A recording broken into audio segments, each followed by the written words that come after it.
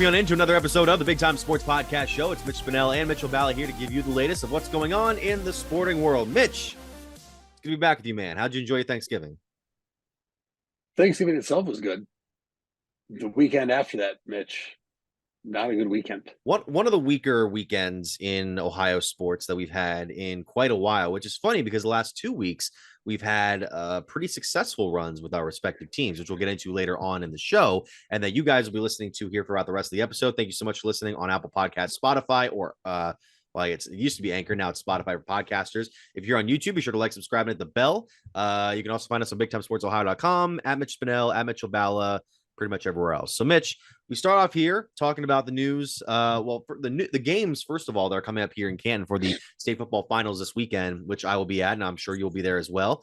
But this story that came out yesterday was announced by the OHSA. I want to get this real quick. The OHSA announced a partnership with the Pro Football Hall of Fame, Tom Benson Hall of Fame Stadium, to keep the finals remaining in that stadium until 2026. I mean, I'm sure it's nice for you to have the state football finals in your backyard, essentially, and it's been here for a while now. Sans the one pandemic year where they had to move everything originally from Fortress Obitz to Massillon.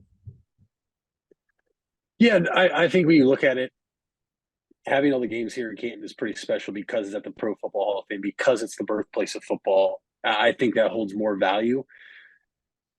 It's always cool to play at Ohio Stadium. I would have to assume I never, played at Ohio Stadium. But Ohio State is the most well-known football team in the state of Ohio, the best football team in the state of Ohio. And so being able to play where that team plays has to be cool. I think, though, when you look at it, and no, this isn't a homer take because another Stark County team is in it yet again, but you're never going to get a high school football game, Mitch, that's going to sell out the Horseshoe in Columbus. Meanwhile, here at Tom Benson, this place may not be sold out, but it looks full. And if you take the crowd that has a full Tom Benson and put them in the Horseshoe, it looks like nobody's there.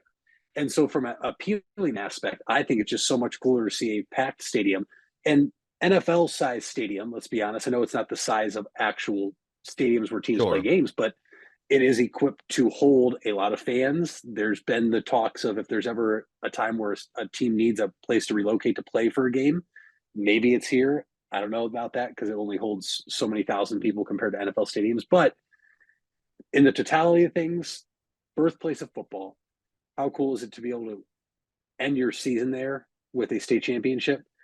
You're playing in what is more than likely a packed stadium. I know it's not geographically the best spot where Columbus is, but at the same time, if you're playing in the state championship, I don't think the spot is really going to bother you because at the end of the day, there's only 2 teams in your division playing for a state championship, and you're one of those teams. If you said I had to drive to the farthest point in Ohio to play for a state championship, I'm pretty sure almost anybody would.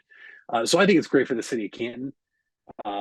Also, just outside the football aspect of being able to generate more revenue around the city, both inside Tom Benson Hall of Fame Stadium as guests and visitors, but also just the businesses, the restaurants, the stores, the shops in Canton, Ohio, that will be getting hit hard for Thursday, Friday, and Saturday during the state championships. Yeah, especially with the new commerce that's being built around the Hall of Fame over the last couple of years now for the area. So be sure to look out for us starting on Thursday night when we have the first matchup of these state championships. It's a 3-day week of games. I mean, we've had all Friday night games this year, the first time they've done it in this structure. But Thursday night will be the first game. And it's the game we're focusing in on here at Big Time Sports because it's the one area team that's left. Massillon, Washington against Akron Archbishop Holman. Again, these 2 teams meeting it up here in the state finals. And this is very unlike, Mitch, what I think we've come to expect from this particular rivalry in the playoffs over the last decade or so.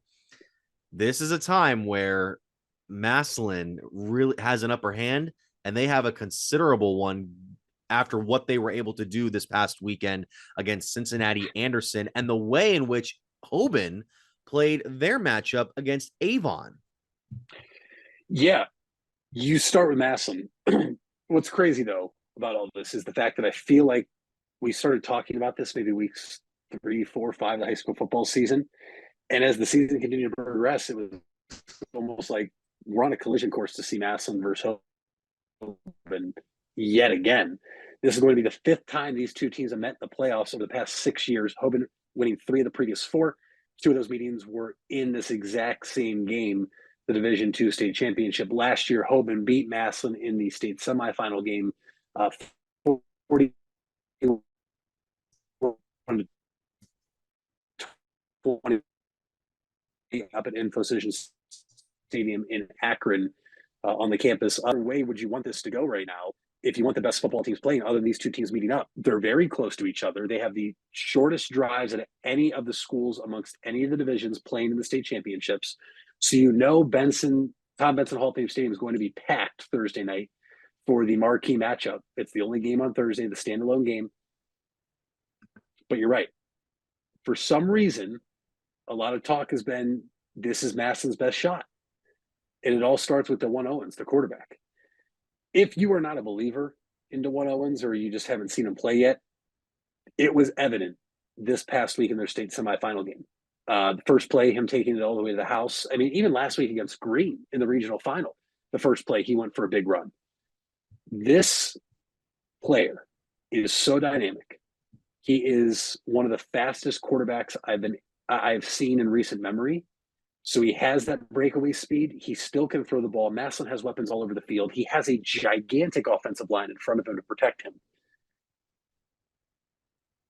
We saw what happened when Massillon played Green, and Green 2 years ago beating Massillon.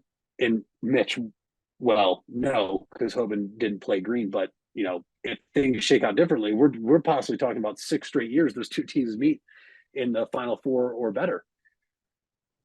But Massillon came out and took it to Green. And you have to imagine they're going to have some sense of revenge in this game. Yet I still feel like Massillon has all the pressure. But when you look at the track it's went, Massillon's handled everybody easily. I mean, really their closest game was this last game they just won, only in the first quarter, because it was 7-7 after 2-3 plays, then 14-7 after a kickoff return, and after that Massillon ran away with it. Where Hoban had to win a different way. Outside of 2-3 games this year, Mitch, and one of them being a loss to St. Ed's, who's the number 1 team in the state of Ohio, who's going for a three-peat this weekend in Canton, Ohio, they've been able to score pretty much however they want. The other game really was against Cleveland Glenville, who, oh, by the way, they're back in Canton this year going for a repeat in the Division IV state championship. They've been able to score and do whatever they want. But this past game, the state semifinal game against Avon, they had to lean on the defense, and the defense came through. And for Hoban, that has to be a huge vote of confidence for that team, knowing that the one time they had to rely on them, it didn't work out that well.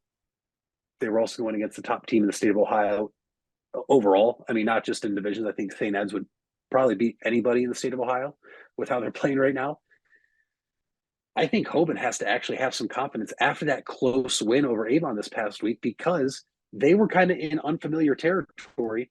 And the only time it was familiar this year was in a loss. And this time they come out on top. They're back to the state championship game. This game Thursday has all the makings of an instant classic, because these two schools don't like each other. These two schools are very, very talented at football. And Hoban wants to add more to their trophy case, and Massillon's looking to finally put an actual physical trophy in the trophy case from winning the state championship game and not a poll. No, I mean, with the way that Hoban's defense was able to hold on against Avon, definitely gives them an amount of confidence going into the matchup. But you have to take on a team now that had a Cincinnati Anderson squad that was averaging 40 points a game going into last Friday, and you beat him 55-7. That's the sort of thing where I'm looking at it like, okay, Massillon's got the offense down. They've got the defense down this game. They're going up against a team that last time they played against each other in a situation like this, they lost in their backyard, in their own stadium, that 2020 season.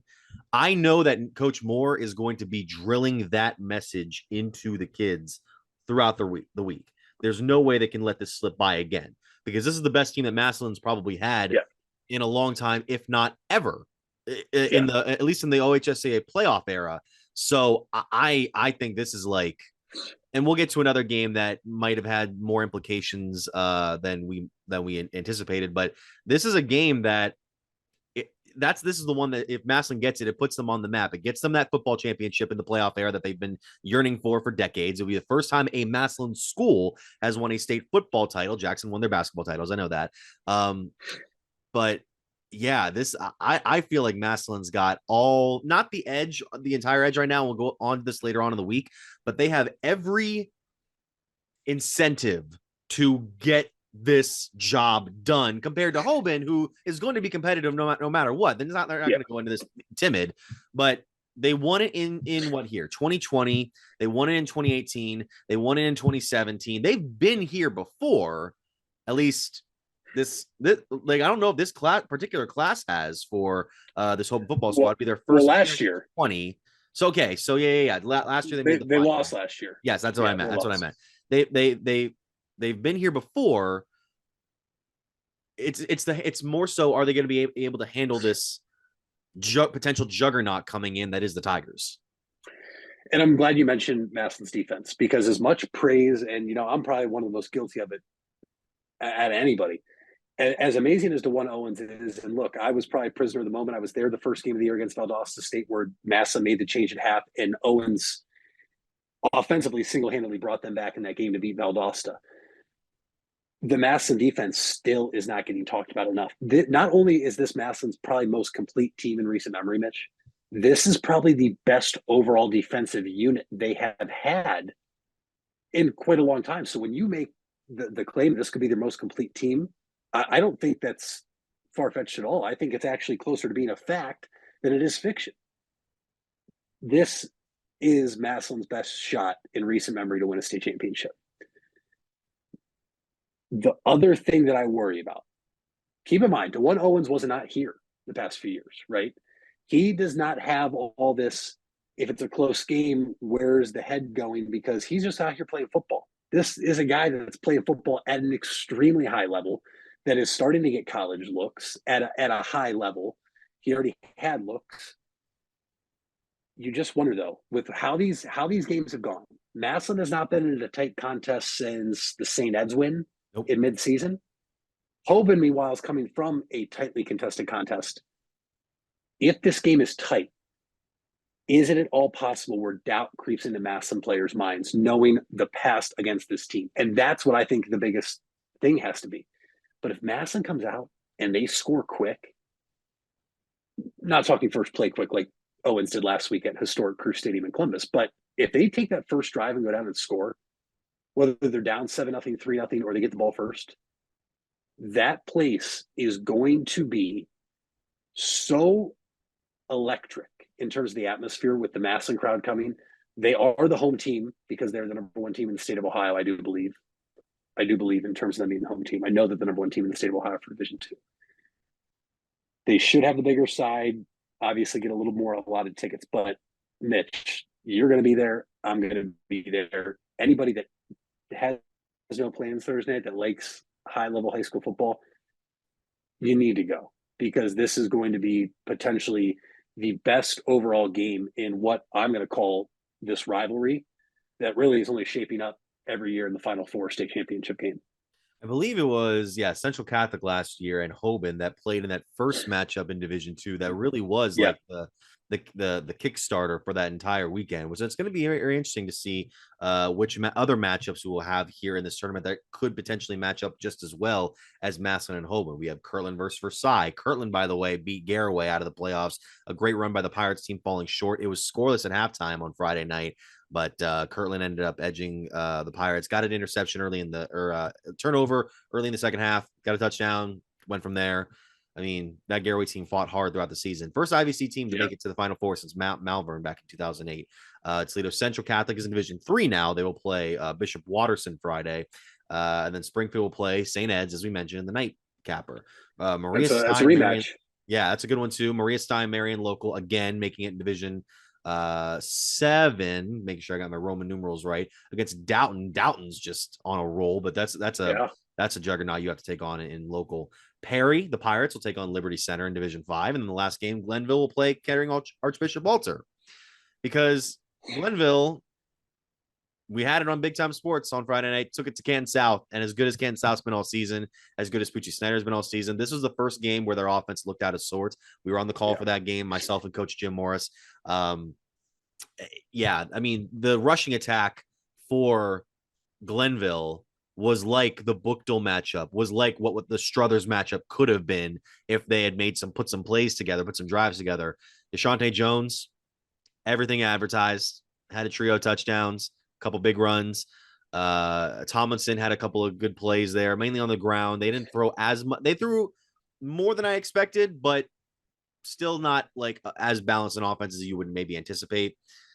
They're just a tough team. I mean, those kids were out it was like 20 some degrees pregame, 2 hours before kickoff, and they're just out there bare chesting it and just like ready to go. And I knew right then and there, like, oh, this is going to be a problem tonight. And they just took it to them. So yeah, well, great season for the Wildcats. Otherwise, that's a tough team to go. That's the defending state champions.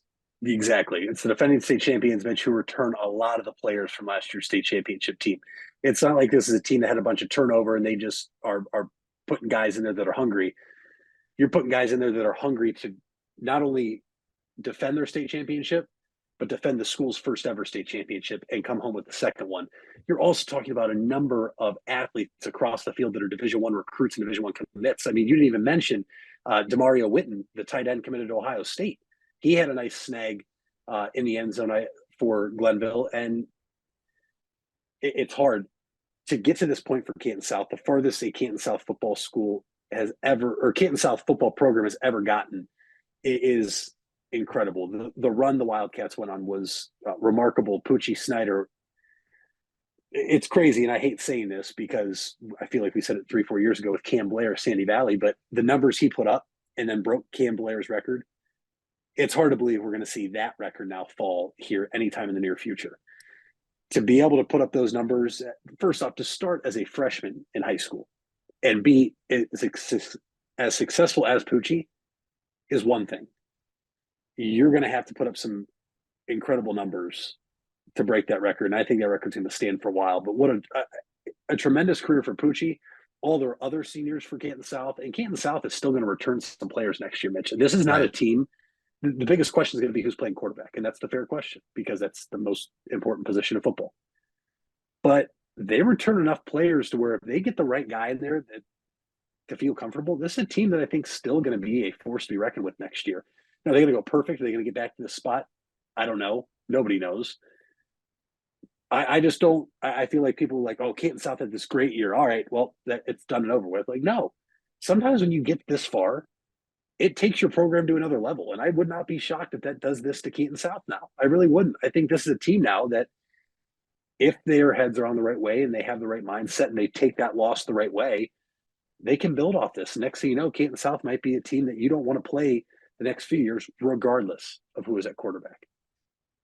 Yeah, I mean, and I hope people go back to the replay we're going to have, I think, up here today. The Snyder touchdown run that he had in the second half of that contest, unlike anything we've seen so far this season, because he looked like as if he was going to get sacked, rolled over the defender, and then kind of scampered forward a little bit, stopped, because I think everybody thought the play was dead, including him and including us there in the broadcast booth. And then you could hear the people on the sideline go, run, run, and he took off and ran for the touchdown. So that was one of my favorite plays we've done on a broadcast this season. But yeah, 3 interceptions for him. I think he had 3 going into the season, going into that game. But yeah, just an unfortunate way for the Wildcats season to end. Hey, Stark County, it's your friends from the local Board of Mental Health and Addiction Recovery, and we have a challenge for you. We're asking you to create a new habit and check in on someone every day. Nothing fancy, just a simple text, phone call, or note on social media to ask someone how they're doing. You don't have to be a professional, you just have to ask and then listen. Are you someone who could use a check-in? Text 4HOPE to 741-741 anytime, day or night, or dial 988. Brought to you by Stark County Mental Health and Addiction Recovery. Wendy's without the Wendy's app is like Nugs without the sauce. Or a Frosty without the fries. Or a hamburger without the fresh beef. No! Level up.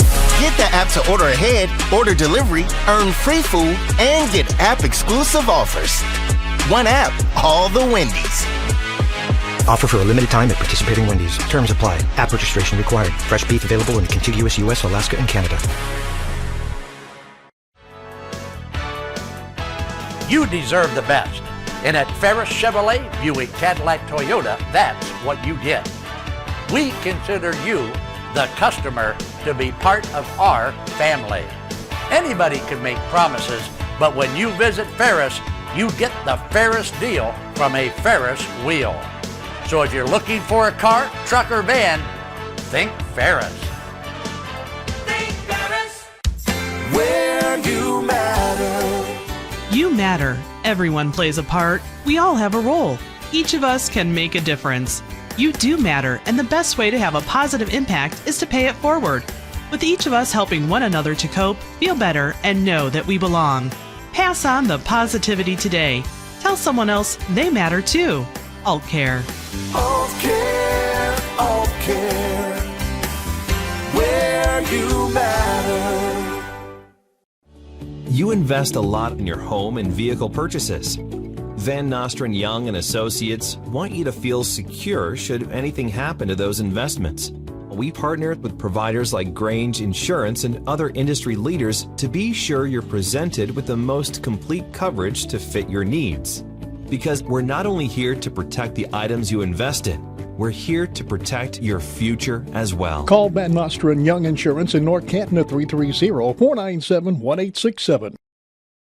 Ride into the future to win great prizes. Can you see into the SARTA crystal ball? Guess how we'll be innovating and adding new services to make your SARTA experience better than ever. Try your luck with the What's Next at SARTA contest at sartanext.com. One grand prize winner will win free bus rides for 6 months. Runners-up will win great SARTA merchandise like a Bluetooth speaker water bottle, backpack, and tumbler. And don't worry, they're all multiple choice questions. All part of SARTA 2.5. Happy SARTAversary. And with that, all right, let's take a scour through the buffet of pain and misery that we had here in the sports weekend. I'm gonna keep it lighter here. I'm not gonna say that we're on a downfall or anything, but I want you to pick which topic we got to get to first, because I know you're gonna have some thoughts behind both of these stories. Let's just keep it in chronological order and go with the game that happened first this weekend. Let's do it. So Saturday was the big rivalry game. Obviously did not go Ohio State's way. It was a matchup that, going back to implications, I think that was the one, Mitch, that if you'd have beaten Michigan and gotten into the playoff, because we know whoever's going to beat this team is what I said last week, whoever's going to win this game is going to go to the Big Ten championship against Iowa. They're going to piss away the entire first half, and then they're going to get their act together in the second half and completely dominate to get into an easy playoff position. That team will be the Michigan Wolverines after they got their third straight victory. I think this one was where you could have really done damage to that program, considering the controversy, considering the scandal, where I think you might have had a legitimate excuse of like, oh, Michigan cheated the last 2 years, so they had one over on you. And then they beat you without, and I know some people are like, they beat you without their head coach even on the sideline. He was there at practice all week. He's there 95% of the time. The 5% is important, though. So that probably another lost season for Ohio State. It's ironic that this loss was not as bad as last year, and I think this team could have been even more competitive than the previous year, maybe. But it's going to be harder to get in the playoff this year with so many other teams top loading the final spots. We know Georgia's probably, well, I think we'll get to that whole freaking game in a second. We know the Pac-12 winners in. We know that Florida State might be in, probably will be in, because I don't know what's going to happen there. Cardale Jones, I get it. Thank you. I was going to stop you before you moved on. For all the people out here saying you can't put a bet, we literally got put in with a third string quarterback and won the whole thing. Yeah. If you continue to win your football games and you go perfect, I know you can't hold a team hostage for an injury. But because if that's the case, Ohio State would have never got into 14. We never win the national championship. I know. I already thought that. Well, granted, here's the thing too. Louisville, I don't think has a chance at sneaking into the playoff. Wisconsin that year, if they'd have won that game convincingly, you could have made the argument that they could have done something. But nevertheless, going back to the game, a lot of people frustrated, a lot of people upset. A lot of people are being like, what's the answer here? Because now it does kind of feel like you're at a loss of identity now, where I hate to say it, but you are a little bit of a second fiddle right now to Michigan. I mean, you kind of have been for the last 2 seasons now, but I'm not at a point where I'm like, we need to blow up the entire system. I know where you're at. I know what you're going to get to here, but I think we have become pretty accustomed to a level of success. And because of that, sometimes if the success keeps going, but it doesn't result into the full picture, it can start to feel cheap. Yeah, you're winning 9, 10, 11, 12 games in the regular season. Great. Are you winning the Big Ten championship? Are you getting into the playoff every single year on a guarantee? Are you winning those playoff games? And more importantly, are you beating your rival, which we'll get to that importance in a second. I think Ryan Day can be a very, very good coach. I think he's a good man. I think he is somebody that when Urban left and we had him take over because he won those couple of games and Urban was suspended, I said, all right, yeah, this is our guy. He can be a guy, but I don't know if it's consistent. He's consistently the guy. It's one of those things where, and it sucks to say that it may be more comparable to Cooper than it is to Tressel and Urban. And I don't want to say that because I don't want to go through what my parents experienced in the 90s, where every team with NFL caliber talent kept getting let down by that rivalry game. So I don't know. It's just this sort of, I don't really know where to go from here. This is exactly Cooper all over again. In fact, they have identical records for the same amount of games played. They have the same record against Michigan in the first 4 games against Michigan. Now, listen, that was 4 years for Cooper, 5 years for Day, because Michigan did duck Ohio State in 2020. And I'm never going to let that one slip through. You have to make a change. You have to. Do you? You have to. And anybody out there that's really worried about let Ryan Day go, what's he won? What's he won since he's been the head coach? A lot of games, all but 7 of his games. A lot of games. When you're the head coach at Ohio State, what are your first 2 goals? Beat Michigan and win the championship. How many times has he done that? Once. It's as simple as that. I don't value the wins over Northwestern and the wins over Rutgers and the wins over Maryland if we're not beating Michigan and winning the Big Ten. Okay? Your one win, yes, your one win in the college football playoff, I'm not going to take away from him. But I'm also holding the results of the year before that against Clemson as another reason why they won, and Dabo Swinney giving bulletin board material calling Ohio State the 11th best team in the country. Like, to me, that holds weight. To call that our national championship that year, fair or foul, whatever. Justin Fields got hurt also then against Bama. Bama team was going to be insane to stop. Last year, you're one play away from beating Georgia. 2 plays. I mean, the Marvin Harrison Jr. hit where knocked him out of the game, and the missed field goal by Noah Ruggles, whatever. Because there's 2 things to this, both. One, it pains me because now, as much as I dislike him, it seems like Jim Harbaugh's comments from a year ago are starting to become more and more relevant. He was born on third base, but he thought he had a triple. Because when he took over that team for Urban Meyer, he had a lot of Urban's recruits. Now, Ryan Day recruits well. Like, we're top 5 every year. There's no doubt about that. But what Urban Meyer and Jim Tressel did, they were both Ohio guys. They both understood the rivalry. They both had some flesh in the game, but they recruited Ohio players who this meant something to them.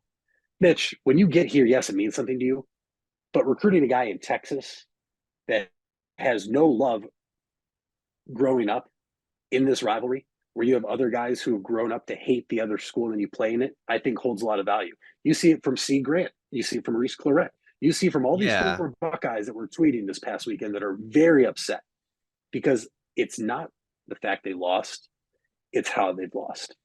They've been blown out in 2 of the past 3. And then this weekend, Ryan Day, who's this offensive genius, who has put up a lot of points at Ohio State, got conservative. And I felt like he got conservative.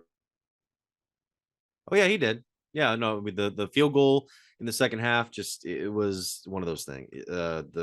Some plays towards the second half, it was weird.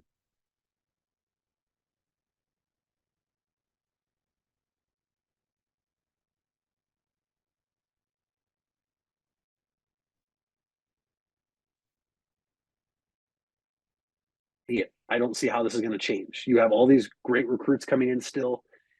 The quarterback, I think, is this the lowest quarterback play we've had in terms of our standards at Ohio State in years? Yes, there's no doubt about Probably, yeah. Aaron Nolan comes in next year, but he's a freshman. So how good is he going to be as a 4 or 5 star recruit, depending on what sites you look at? There is the Cameron Ward news where apparently he got like $10 million offers to come to the transfer portal, and Ohio State was one of them. Yeah. It's very interesting. The other thing you have to keep in mind, Mitch, Gene Smith is done at Ohio State as the athletic director. Yep. There is another athletic director coming in. Now, this for me is all speculation. Looking at how things are lining up, though, Jim Tressel resigning out of nowhere at his position at Youngstown State as the president. Yeah. Is it possible he comes in? But either way, whoever the next AD is, this is the same thing as the NFL and general managers, right? ADs are going to come in. Okay, so if there is somebody they bring in, I just am hoping it's Jim Tressel for the sake of this, because he was still, the whole memorabilia scandal irks me and how he lost his job and everything. If a new AD comes in and wants to go get somebody else, there's a chance it happens. And everybody else out there saying, who are you going to get? Exactly. Who are you going to get right now to get better? Who are you going to You get? don't think there's a coach? You don't think there's a coach out there that can do just what Ryan Day's done? You're not going to get one of the top power coaches in Saban or no. I don't know if I want that. No. I know, but I'm saying right now there's not a crop of these guys that are popping up and being like, this man, if we pop him into the system right now, it's going to be a world, like ways away better. And you can fall into the same trap that Michigan did during the end of the Tressel run and into the beginning of the Urban run, where they kept swapping coaches because they thought this guy would be the difference maker. Rich Rodriguez, Brady Hoke, and then even Harbaugh for the first 7 years, he couldn't do it. He couldn't do this team. Well, And the first game against Ryan Day, I swear to you, if Ryan Day had beaten him the second time, he would not have come back to Michigan. I know he would not have, because they thought they cannot beat this program. And I agree. And then when you look at it, the second time would have been 2020. So whether it was a viable cancellation or not, yeah, doesn't matter. But then after that, the scandal starts. So to your whole point, the last 2 years could have been vindicated with a win this past weekend. Yeah. Because you could have said, look, we lost because there's proof they were cheating. They had everything against us. Yeah. And then you go up here and you lose to an interim head coach, which, by the way, if this all comes out and they fire Harbaugh, or Harbaugh gets a ban, or Harbaugh goes to the NFL, Michigan's going to keep Moore. You do that. Who already has as many top 10 wins this year as Ryan Day did this year. State, I'm not giving him the Penn State game. I'm not doing that. But Ryan Day has one saving grace. If this was the 2024 year, doesn't matter. You're in the playoff. There you go. Yep. Right? You're in the playoff still. But if you're in the playoff still, but you don't win it, what's the difference? I mean, you still have a shot. I mean, it's going to be much. You have a shot. Coach, all coaches are going to have more of a cushion now because of this expanded playoff coming up. Now, the Big Ten expansion could be interesting, because with these new teams coming in, this very offensive-minded Pac-12 crop, that could be hard. That could be very hard for a Big Ten team to overcome. And like we're going to see with Michigan, a run-based offense next year. I don't know if Blake Corum's coming back to school next year, but that's how many years does this guy have? I don't know. It's 9. Is JJ McCarthy done, or is he back next year for his 9th year? I don't. He can go to another on the transfer portal. I don't know. I don't know. Listen. I think 2024 will be the final year across all sports where the COVID year can still be a factor, but it's just like some of these guys I feel like have been here forever. I'm out, because have I been spoiled as an Ohio State fan, especially beating Michigan as much as we did? Absolutely. Yeah. I'm against the whole thing. Well, it's a rivalry. It's good for the rivalry. Right. I don't want it to turn completely the other way, though. That's the thing. No, that's the thing. Like it's a rivalry. Okay. It's back to being a rivalry. Yeah. But it was still rivalry those 7 years Urban Meyer and Ohio State kicked the crap out of Michigan. Whether score doesn't matter. Some games were close. I was reminded of the 2015 game, 42-41. Yeah. I can't take losing to that team, especially when you have more talent all around. Yeah. And if there's one person who looked smart this weekend, It was Lou Holtz. Oh gosh, no. I mean, Which team was more physical? I don't think he's sitting there feeling vindicated for. But for which his team was more comments. physical this weekend? Michigan was, and Roman Wilson confirmed that in his presser, Yeah. which was frustrating to listen to. But again, what does he bring? I'm not going to say that. No, he had, yeah, the plays he made in that game. I don't remember his name being said a whole lot. You remember Blake's name? You remember some of JJ's plays for sure, and the defense did what it had to do with a pair of interceptions, especially the one at the end, which again wasn't necessarily McCourt's fault because he got hit because the left tackle. I will give him that one 100%. I know. I know. We know. The first one though. McCourt's probably going to be working for the Big Ten Network here in about 4 years. Which I mean, if he wants to get into that, that's where I'm at right now. Solid job. Do you secretly try to give Brian Hartline some play calling here in the bowl game? I saw someone say that earlier today, and Ryan Day. I mean, it's the same thing with another coach we're going to get to. He's very adamant on being the play caller, but I don't know. It might be interesting to be a little more aggressive. I think we're trying to make a guy who's not aggressive. We've been trying to do that since the Fiesta Bowl 3 years ago. Yeah, but I feel like there's been times where the offense has been aggressive. Mm-hmm. Now, granted, it's been against some bad teams, but it's like, why are you pulling that out against those bad teams and not saving it for the game like this, where you went super conservative? I think Brian Hartline is one of the three names that you have to think about if they get rid of Day, who could be the next coach. They're not going to get rid of ready him. For it or not. The only out they had was Texas A&M, and they filled that position already. So it's not going to be a case of will Ohio State or will Ryan Day leave. He's not going to get this massive contract from anywhere else.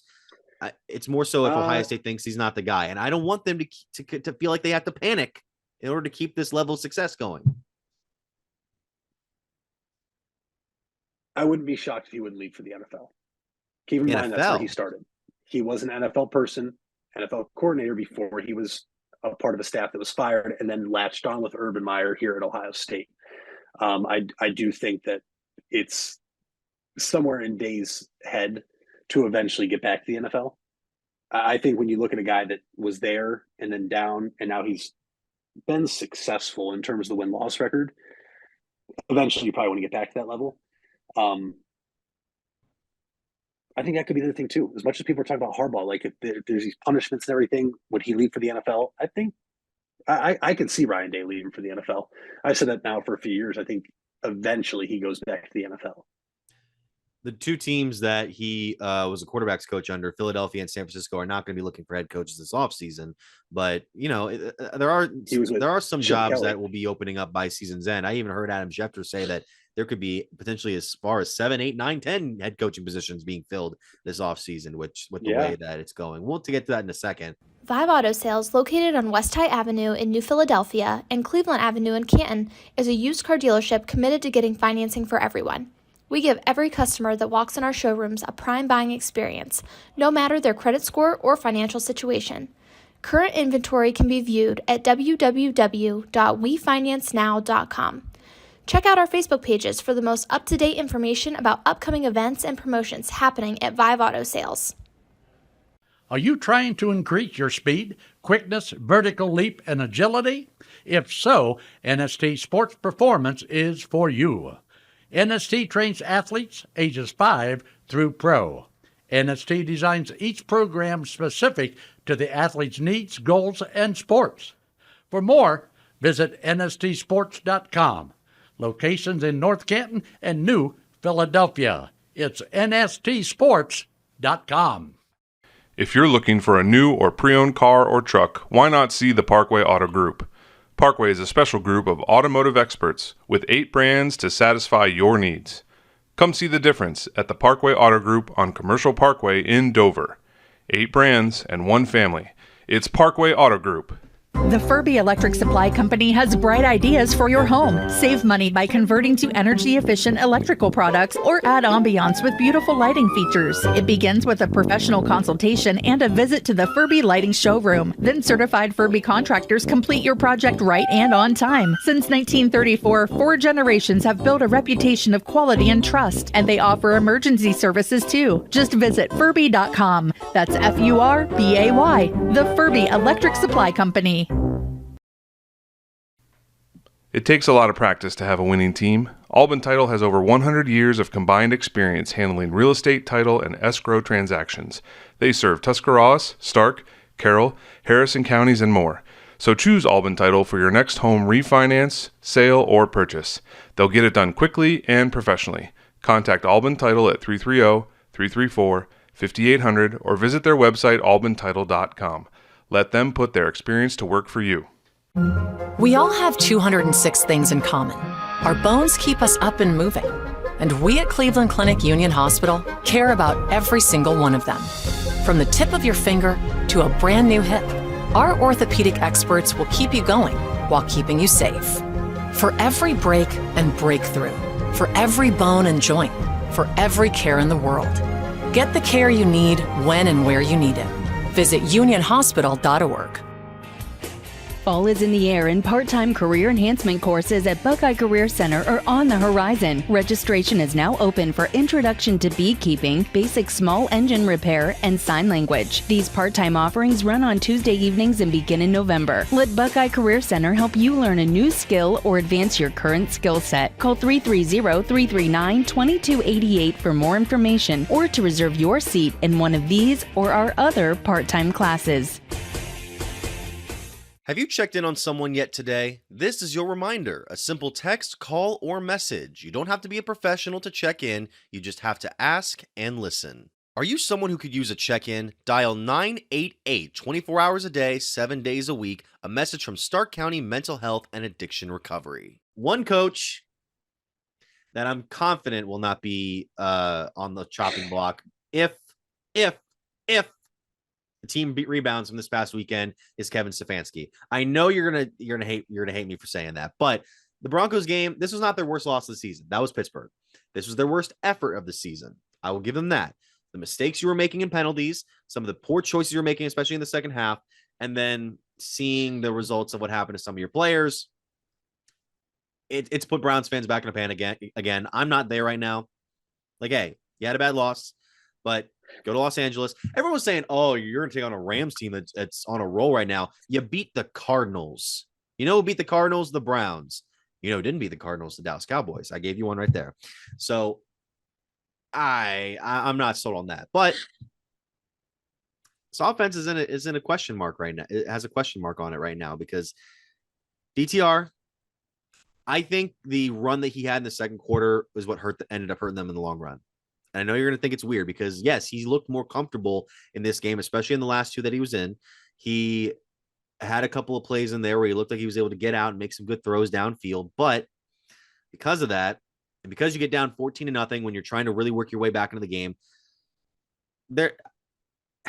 I don't know.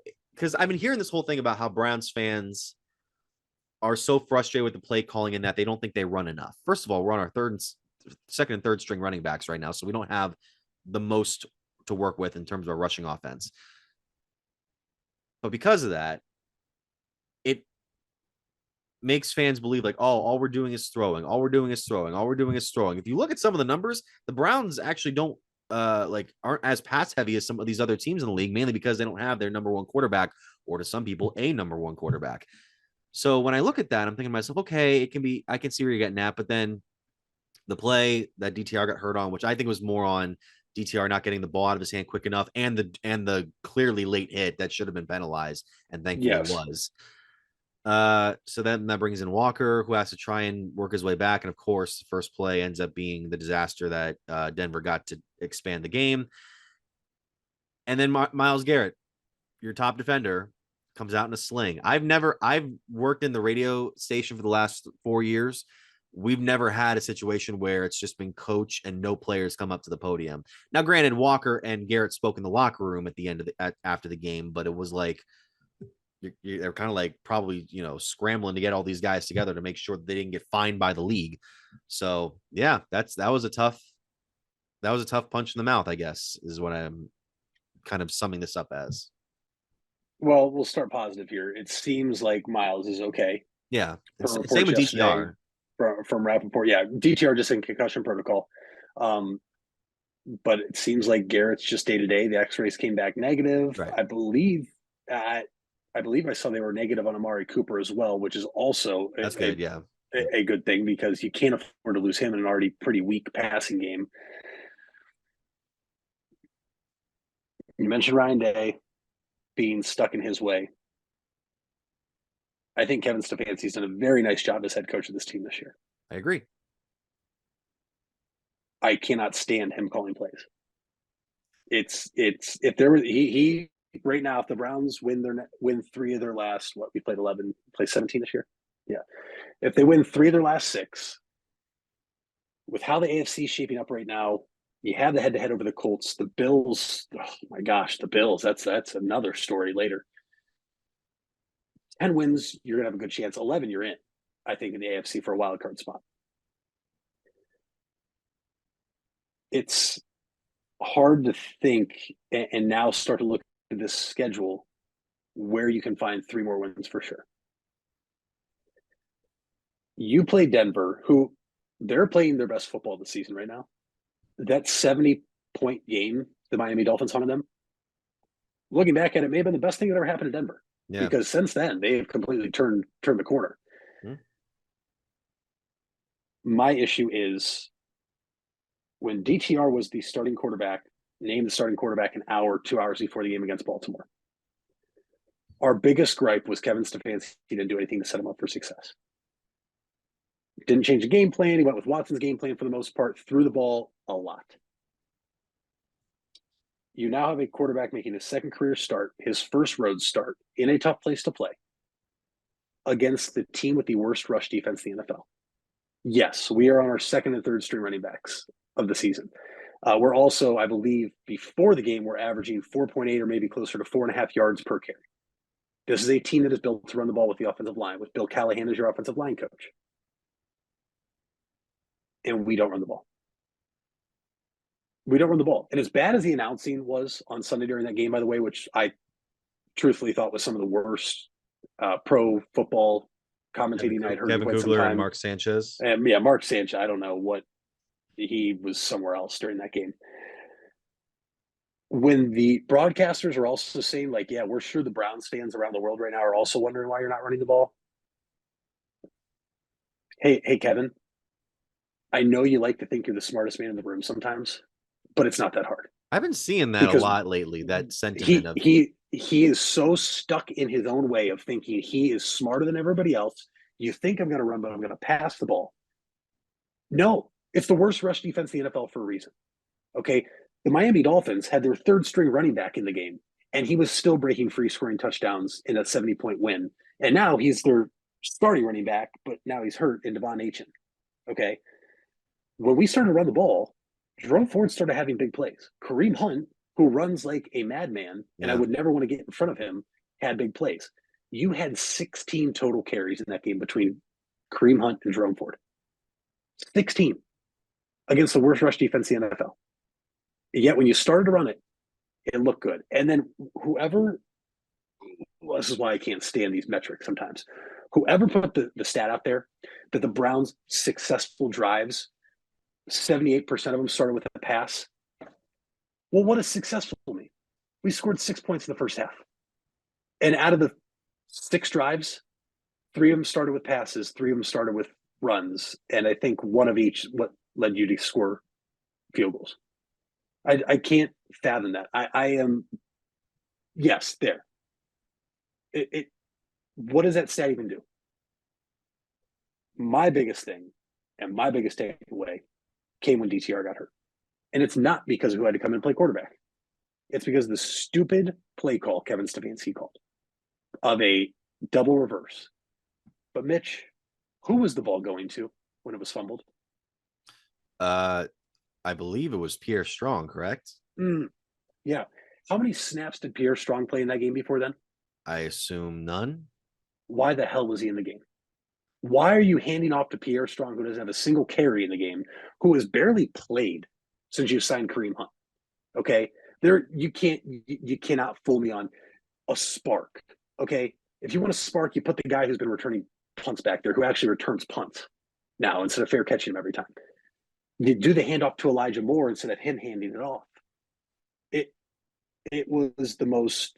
It was all I needed to see to know that I still can't get behind Kevin Stefanski as the play caller. You only threw it 29 times this week with DTR, but you still threw it 42 times in total. And yes, you were eventually trailing, so you have to throw. The Browns weren't ready. The play calling was horrible. DTR looked good. If you want a positive, I thought he looked good for the most part. He looked like he grew up a little bit more before the hit, which I'm just happy you thought that was a penalty too, because it was so obvious it was a penalty. I don't know what the broadcast. I don't know what they were watching. If they were not watching the game at all, maybe that could be a possibility. And unlike you, I am actually terrified of the Rams. Not because of what they did to Arizona. Sean Payton, New Orleans, now here recently, solid offensive mind. Sean McVay is an offensive mind. Sure. And Matt Stafford just had a great game. And Cooper Kupp in his first game back since kind of being dinged up had a great game. I'm not saying it's going to be easy, but I'm not saying this is an offensive juggernaut that everybody's saying, oh, you got to take on the Rams now on the road. I think this is going to be, not in terms of personnel, but I think in terms of the staff and what McVay does, I think this is going to be the hardest offense the Browns are going to face so far this year in terms of what the Rams can scheme up against the Browns defense. The Browns, I don't think, have faced an offensive guru, offensive genius like Sean McVay yet this year. And when Stafford's slinging, because he still is at his age, and they have Cooper Kupp and Puka Nacua, who's come out of nowhere this year, Tutu Atwell's playing well, Higbee, they're starting to run the ball again with Kyron Williams, and didn't even know he was on the team until he was running the ball the other day against the Cardinals. I'm actually worried. And if Denzel Ward doesn't play, it makes me even more worrisome. Yeah, we kept getting burned on the secondary for some reason. I mean, maybe it's because he was out, but yeah, there were just some throws where I'm like, how are we letting this guy get it so open? Russell Wilson only completed 13 passes for 120 or 134 yards. Yeah, it was nuts. But the last thing I'll say, and it falls on Stefanski again.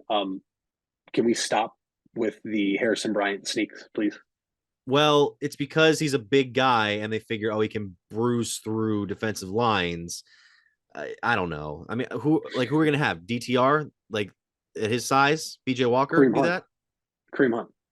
You could do that. I can maybe see that. I mean that dude is a bully ball. He took a direct snap. What play was that? Oh gosh, was that the reversal? I don't think it was.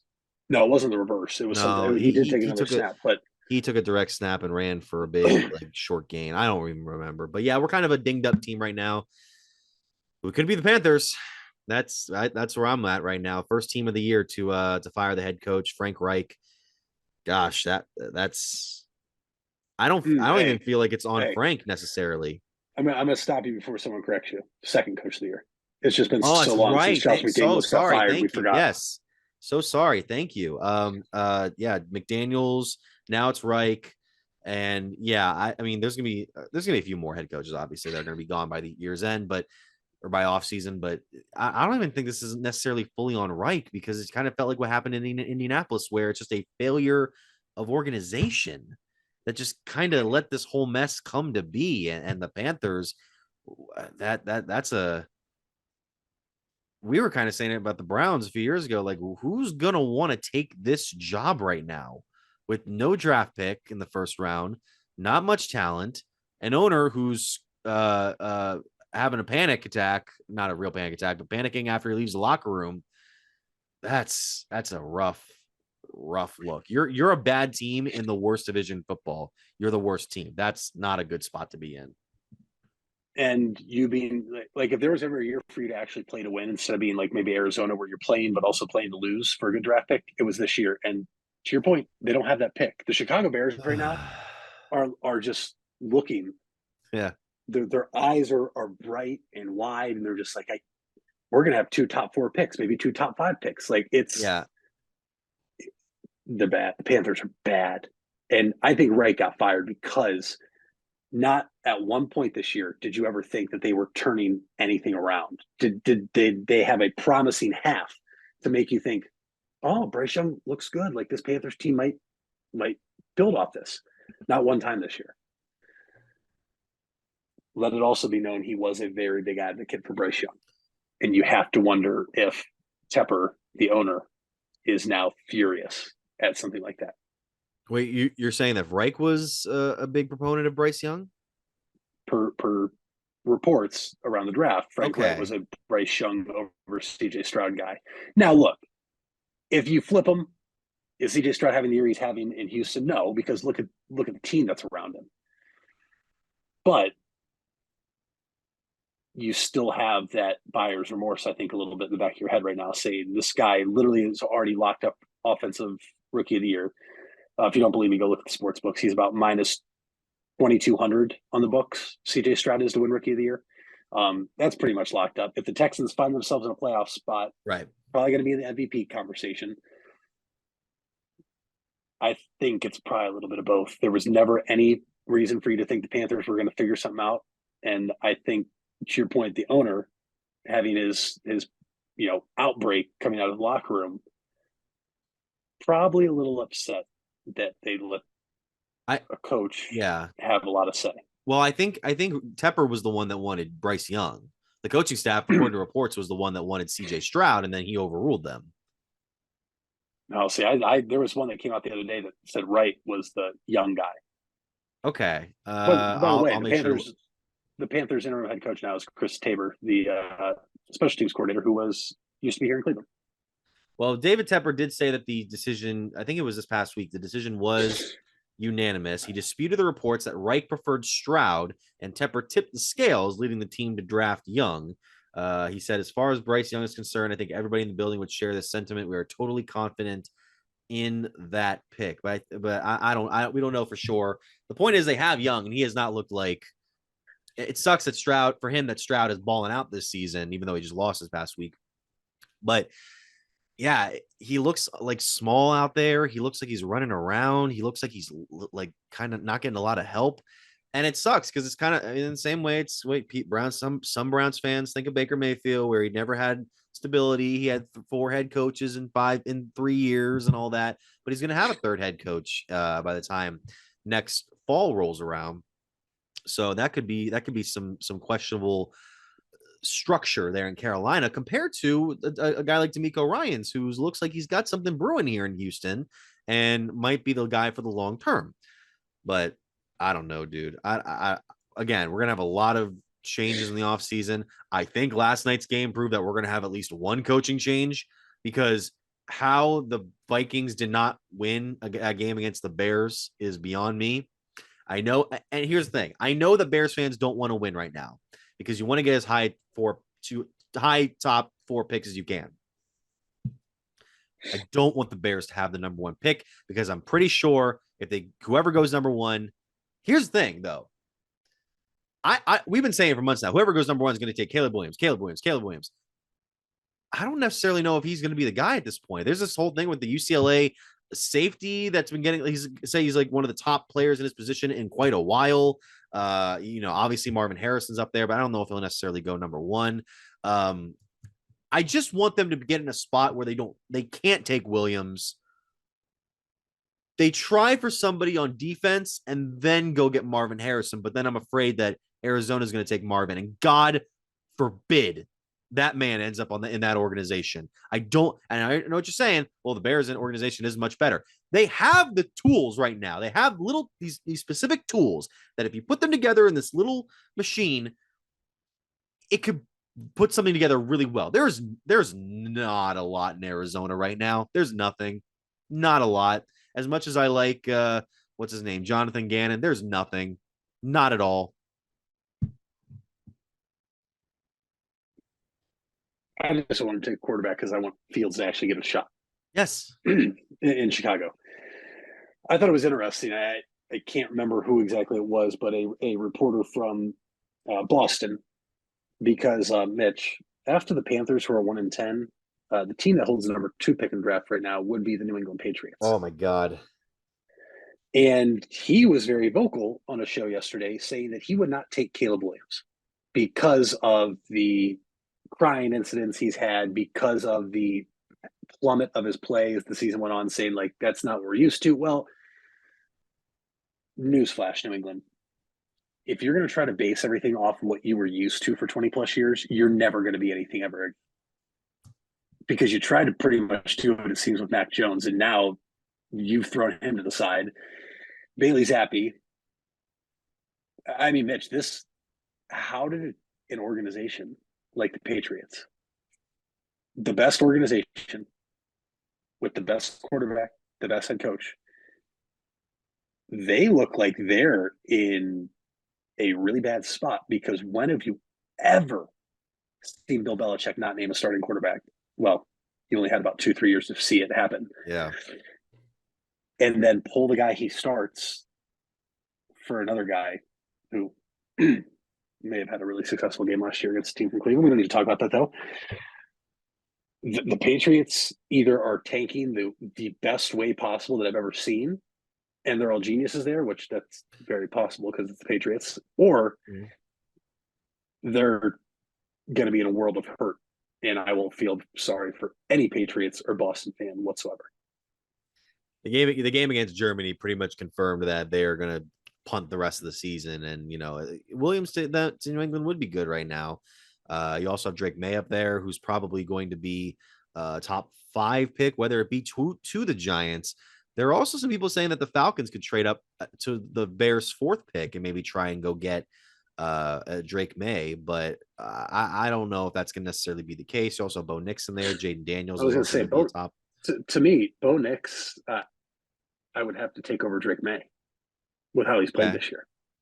Have you checked in on someone yet today? This is your reminder. A simple text, call, or message. You don't have to be a professional to check in. You just have to ask and listen. Are you someone who could use a check-in? Dial 988 24 hours a day, 7 days a week. A message from Stark County Mental Health and Addiction Recovery.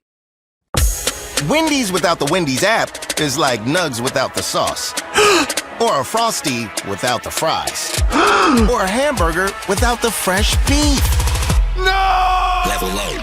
Get the app to order ahead, order delivery, earn free food, and get app-exclusive offers.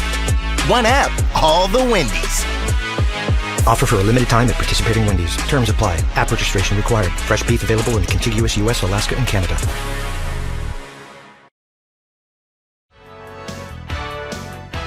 You deserve the best. And at Ferris Chevrolet, Buick, Cadillac, Toyota, that's what you get. We consider you, the customer, to be part of our family.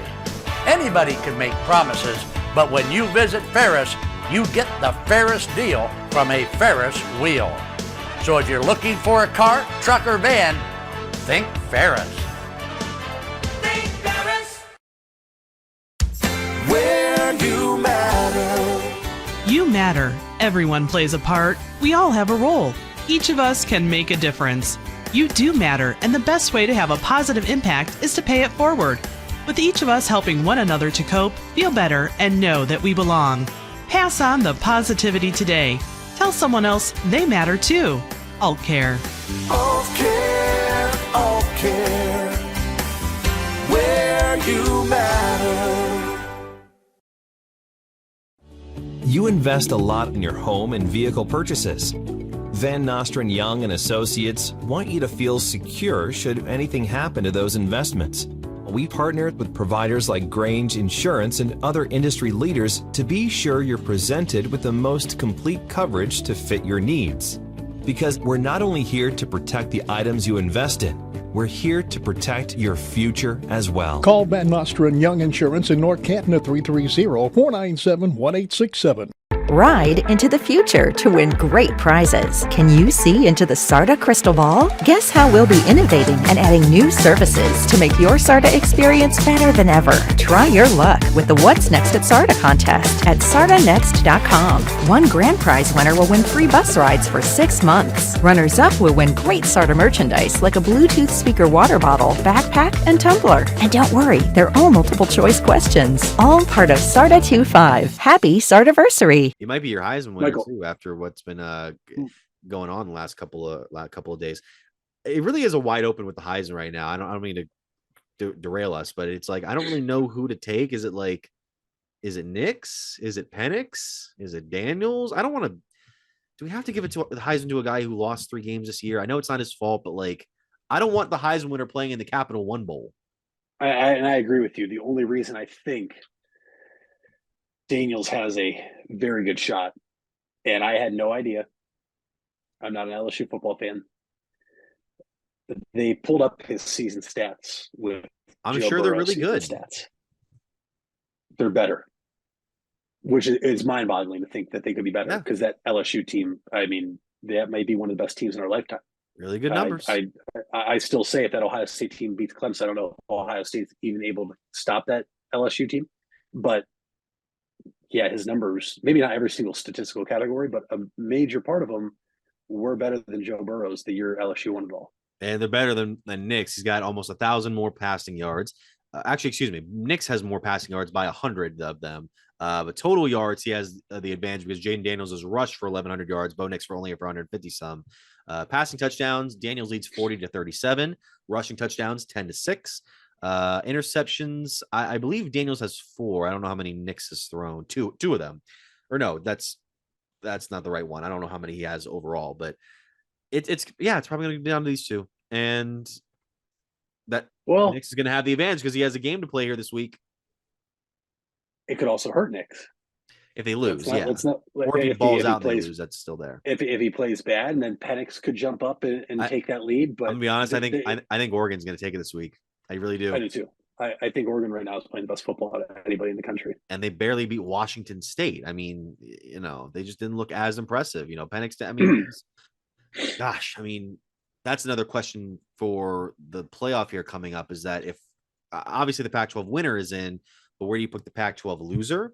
Where do you put Florida State potentially? And where do you put Texas if they win the Big 12 championship against Oklahoma State, which isn't the greatest quality of win because Oklahoma has been defrauded, but could do something there if a couple teams lose. And then God forbid it was 4th down and 31. It was 4th down. I hated every aspect of the end of that game. The play, the 2 plays after that, where it was a near fumble in the end zone, and then the thing that went for a pick 6 or a fumble. I hated every bit of it. Because now we have to worry about this Alabama team slipping into the playoff again. I hate it so much. I couldn't believe what I watched. I watched that game live. And I thought it was over. I was like, oh my God, here we go. This is the first domino to fall. Ohio State has a pulse right now. Well, I think it helps Ohio State. Well, maybe. I don't know. Well, I mean, it would knock them out. And then you just worry about Georgia's going to be in. That's one less team you have to worry about is Ohio State. How do you call a timeout to set your defense up on 4th and 31? No. I think they wanted to make sure that they had everybody set because they were going from the one play to the next. So they didn't want anybody to get burned from behind. So you're just like, okay, send everybody back. It's just that one guy made a throw, and then you could say whether he pushed off or not. The guy made the catch. I don't know how to explain it. Auburn plus 6.5 bettors are sick, by the way, because of the last play that you were talking about. There's no way Nick Saban went into that locker room and said that was a hard-earned victory. Even he had to be looking at it and be like, we got away with that one.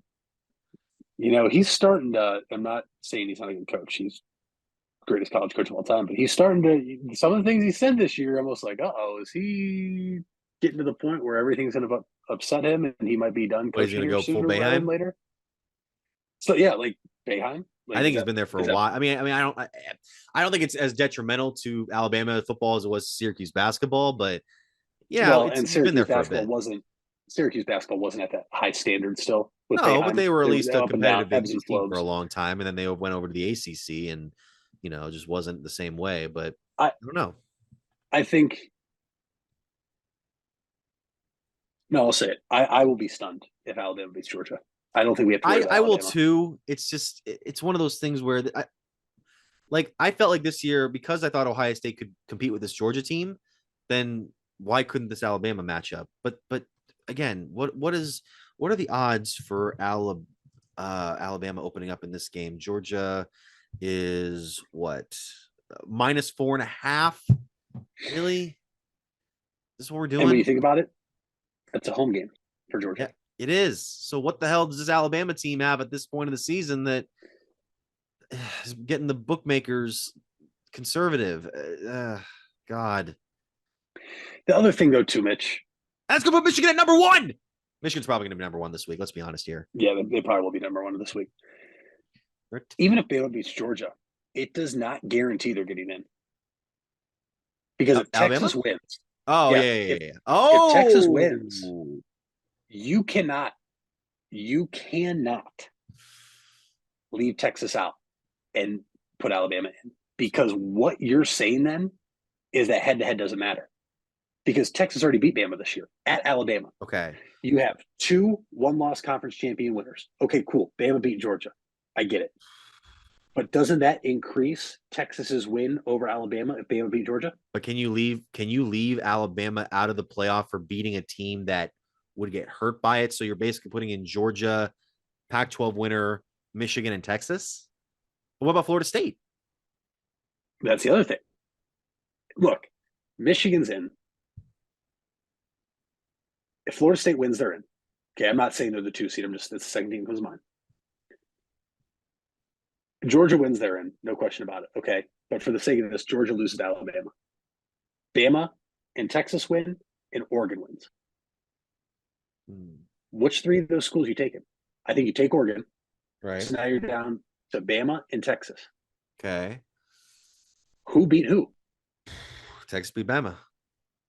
Here's your answer. And if they go the other way, this is going to open up the first, I truly believe, the first can of worms ever for multiple schools, for multiple presidents, 80s, whatever it may be, to go after the College Football Playoff Committee. And I think the committee, Mitch, I think deep down, they're in that room. They're getting that room set up already, and they're thinking to themselves, please, Georgia, just win. Please just win. Like, we don't want to have to go down this road. Like, we need Georgia to win. We don't want Florida State in, but like Florida State wins, it helps us, because if Florida State does lose and those other 2 teams win, you're still picking between Georgia, Alabama, and Texas. This is going to be a headache for us to have to watch while we're in Canton this week. If that's the case, I want your answer. Follow me here. Michigan's in, right? Oregon's going to win the Pac-12. They're in. Okay. Texas wins. Bama beats Georgia, and then Georgia's there with 1 loss. Is it Texas and Bama that make it as the final 2? Oh, okay. It could be. I mean, Georgia's been the near consensus number 1 all season, so it'd be that could be interesting. I could see them maybe as the 5 if they lose. I don't know. Also depends on the quality of loss, as we've seen from examples like Ohio State and Wisconsin a few years ago. I don't know. We're gonna have all this answered, by the way, for the most part, until the games are played tonight with the College Football Playoff ranking show. Yeah. Where Ohio State falls is going to tell you what has to happen for Ohio State to have a chance, and where they value these other teams. Because I don't think Ohio State has a chance. I'm saying that right now. But Ohio State's resume this year is actually better than last year's.